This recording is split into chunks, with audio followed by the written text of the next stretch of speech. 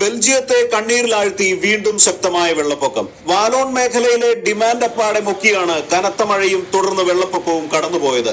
ബെൽജിയത്തെ 1 കോടിയിലേറെ വരുന്ന ജനങ്ങളെ ബാധിച്ച കഴിഞ്ഞ ആഴ്ചയിലുണ്ടായ കനത്ത മഴയും പ്രളയവും ഉണ്ടാക്കിയ ദുരിതങ്ങളിൽ നിന്ന് കരകയറും മുൻപാണ് രണ്ടാമതൊന്നുകൂടി ബെൽജിയത്തെ ബാധിച്ചിരിക്കുന്നത്. നിരവധി വീടുകൾക്കും കാറുകൾക്കും നാശനഷ്ടങ്ങൾ ഉണ്ടായിട്ടുണ്ട്.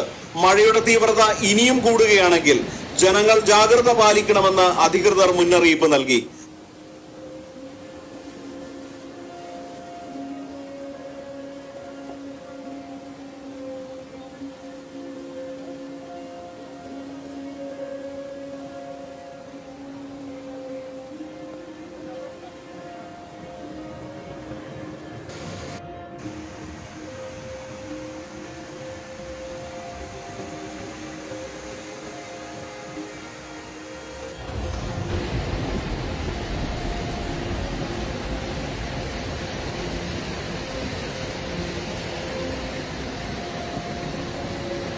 കൂടുതൽ കാലാവസ്ഥ അപ്ഡേറ്റുകൾക്കായി നീതി 24 സബ്സ്ക്രൈബ് ചെയ്ത് ബെൽ ബട്ടൺ കൂടി അമർത്തുക.